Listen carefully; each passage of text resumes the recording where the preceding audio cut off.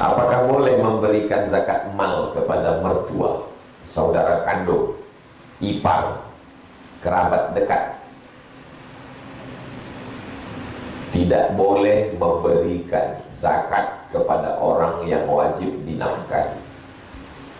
Anak, istri, orang tua, mertua wajib dinafkahi, maka tak boleh kasih zakat. Yang boleh dikasih zakat orang yang tak wajib dinafkahi. Apakah saudara kandung wajib dinafkahi? Tidak. Maka kepada saudara kandung boleh kasih zakat. Kaedahnya tidak boleh berzakat kepada orang yang wajib dinafkahi. Maka tak boleh berzakat ke anak, tak boleh zakat ke istri, tak boleh zakat ke orang tua. Tapi ke ipar boleh, saudara kandung, kerabat boleh.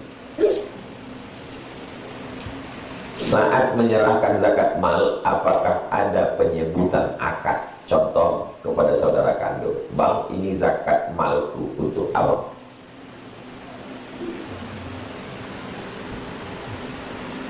Ini ditanyakan orang kemarin.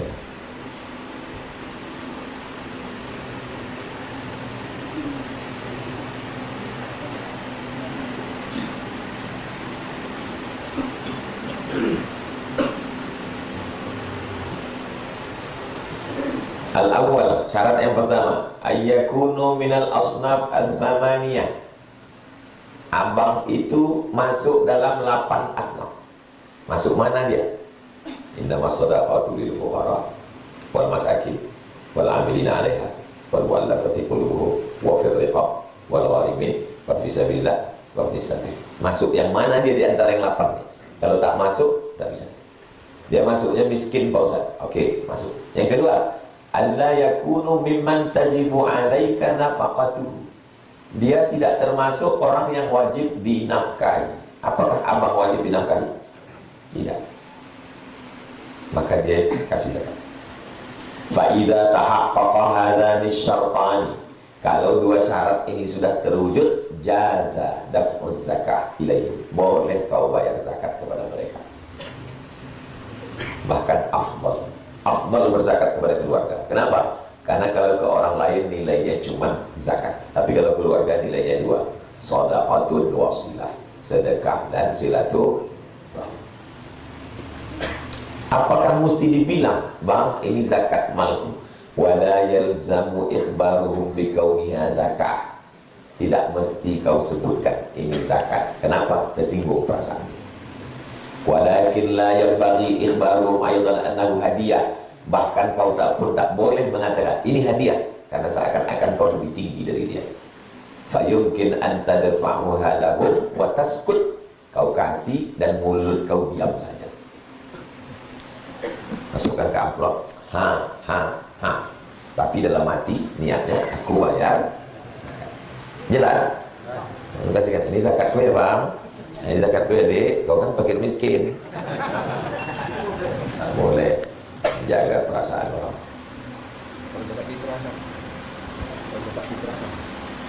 Zakat secara umum, zakat mal, zakat rikas, zakat gaji, zakat fitrah.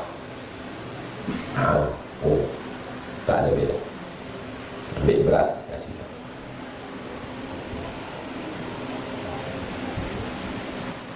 Seorang suami punya 2 usaha. Yang satu untuk nafkah istri dan anak, dan semua kebutuhan rumah tangga. Yang satu lagi untuk orang tua. Semua hasil dari usaha diberikan semua ke orang tua. Bagaimana hukum Islam? Karena saya tak boleh ikut campur dalam hasil usahanya itu. Bukankah istri punya hak atas segala harta suami?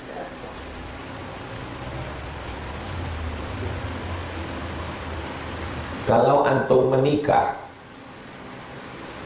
berapa persen harta antum itu milik istri? Ini penting, karena antum semua nanti kan akan menikah. Istri mendapat 5. Pertama, makan. Kedua, pakaian. Ketiga, tempat tinggal. Keempat, pendidikan. Kelima, perhatian.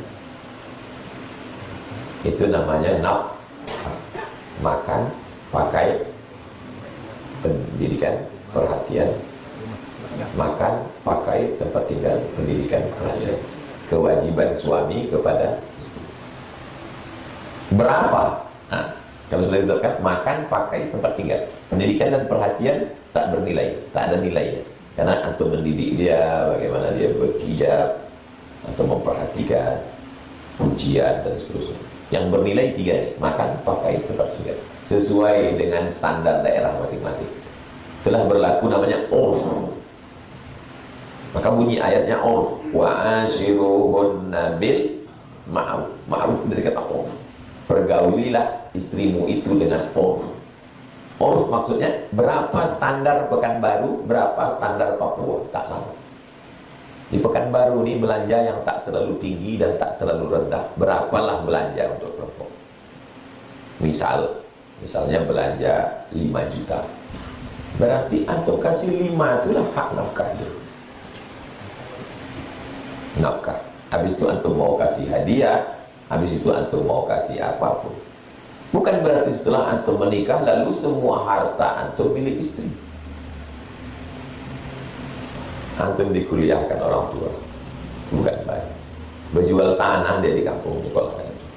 Setelah antum wisuda, nikah. Setelah nikah, semua gaji antum kasih ke istri. Datang orang tua dari kampung, pucat muka antum karena takut mau minta duit ke bini. Antum termasuk orang yang tak kena azab kubur, saking azabnya udah di dunia. Antum sekarang boleh senyum, boleh ketawa, tapi nanti antum akan menikah dan antum punya istri. Salah antum di awal, salah setting, susah memperbaiki. Bukan semua duit antum kasih ke bini. Ini nafkah, makan, pakai, keperluan anak. Ini hadiahku. Tapi antum punya harta. Karena dalam Islam menikah bukan berarti harta istri jadi harta suami jadi harta istri. Tak begitu konsepnya. Karena ketika meninggal, ada harta suami yang dibagi ke istri. Kalau semua dipegang istri, apa yang mau dibagi lagi? Dan ada harta istri yang dibagi ke suami. Islam ini adil. Istri antum anak tunggal semata wayang, punya rumah, punya mobil, punya kebun. Ketika dia menikah dengan antum, apakah semua hartanya jadi milik antum? Tidak. Paham? Suami punya harta, istri punya harta. Antum nikah, dapat istri PNS, bergaji dia sebulan 10 juta. Apakah semua duit dia itu milik antum? Tidak, duit itu milik dia. Tapi dia minta izin kan tuh, karena dia pergi keluar rumah bekerja. Tak boleh perempuan keluar rumah tanpa izin suami. Jadi laki-laki mesti tahu. Nah kalau tidak, kasihnya semua. Dia punya ibu, dia punya ayah. Bisa aku minjam duit kau nak untuk buka puasa aku? Tunggu ya mak, aku tanya biniku dulu. Gawat lah. Bagus lah potong burung, aku kasih kaya. Tak ada guna dengan laki-laki.